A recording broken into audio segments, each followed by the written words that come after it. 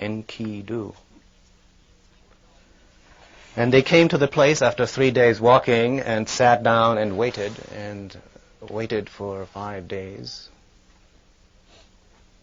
And finally Enkidu appeared with the animals to drink water at the stream. The woman from the temple of Ishtar went towards Enkidu and exposed her nakedness to him and took his hand to touch her breast, whereupon Enkidu was suffused with feelings and sensations he had never felt before at this hairless being who spoke and made sounds from her throat that he had never heard before. And they made love for 9 days and 9 nights.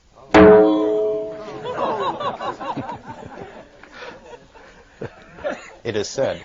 Don't stop. More. After 9 days and 9 nights, the woman said to Gilgamesh, "We must bathe you. We must give you a haircut."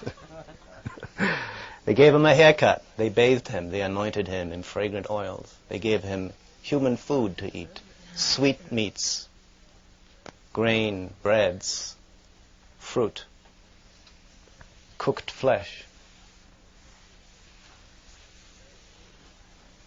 And when Enkidu attempted to connect with his erstwhile animal friends, he found he could no longer do so. They shunned him because he smelled differently, and he could not keep up with them when they ran. His legs were as weakened. He could not run as fast as he could before. They escaped. He no longer had any contact with them. He was saddened by this. But the people and the woman encouraged him and took him with them to the city and told him about King Gilgamesh and his arrogant, tyrannical ways. And Enkidu said, "I will fight this man. I will right this wrong."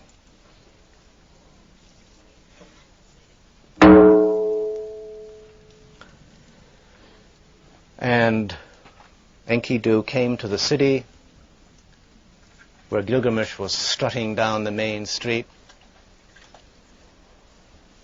And they met in the main street, and they fought and wrestled for 2 days and 2 nights.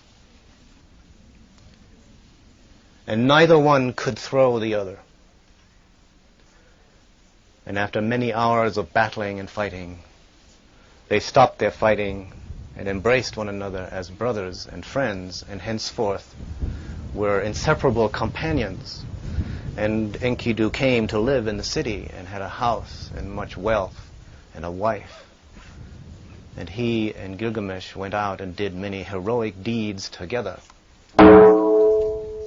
And this is the first part of the story, which is the story of humanity's transition from the wild state to the city-dwelling, cultured, Neolithic farming state, from the existence as wild, nomadic hunter-gatherers who lived in the fields in a wild state, in the wilderness.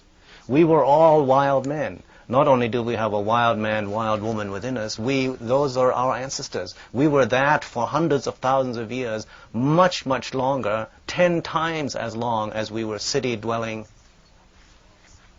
farming, pastoralists, technological, literate people. So, and this story tells about the price that is paid for this separation from nature, for the separation from our own wild nature, our own instinctual nature, the loss of the communication and the communion that we had with the animals, and the knowledge of the land and the plants and the forests.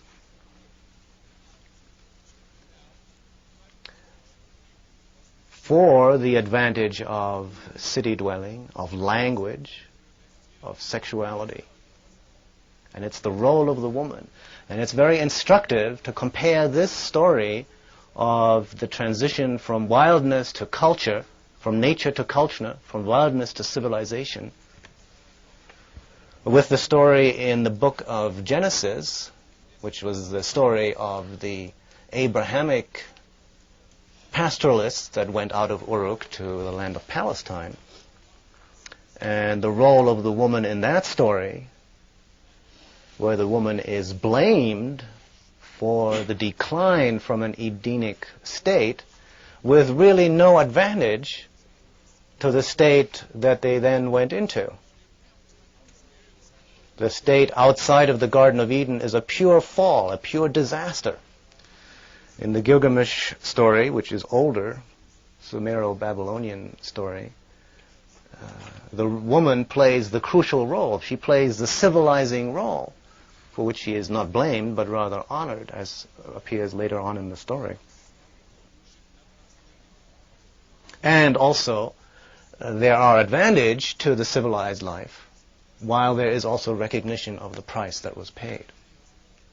And later on, when Enkidu dies, he has a flashback hallucination on his deathbed of regret and even cursing both the hunter and the woman who seduced him and abducted him out of the wilderness.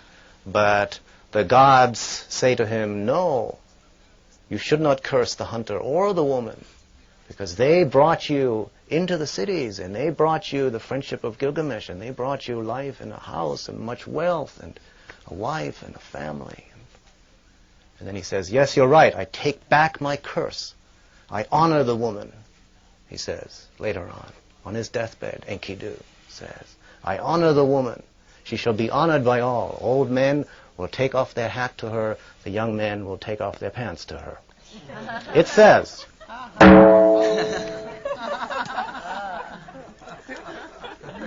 Inscribed in stone. Clay tablets.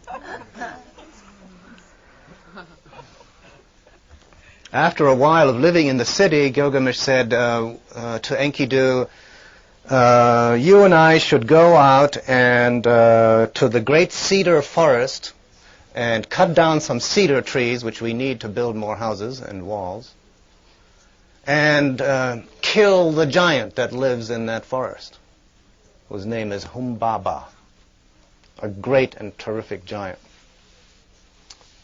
And first Gilgamesh goes to Shamash, the sun god, and says, I want to do this. And the sun god says, why? And Gilgamesh says, because, and he says this to Enkidu too, because he is evil. Because he is evil, and we must rid the country of this evil. And Enkidu gets tears in his eyes and says, oh no, Gilgamesh, you don't know what you're saying. You don't know what you're getting us into. This giant, that Humbaba that you want to kill, is a fierce and terrible and monstrous giant. He will wipe us both out. He will destroy us. You don't know that forest. I know it. I've been there. That forest is 10,000 leagues in every direction. It is huge. It is monstrous. We are in grave danger if we go there. And the gods have appointed that giant to guard that forest. That's the guardian of the forest. If we kill him, we will incur the wrath of the gods. And Gilgamesh said, don't worry. The two of us will do it together. We'll help each other. Don't be afraid. I'll help you, I'll protect you, you protect me, and together we can do it.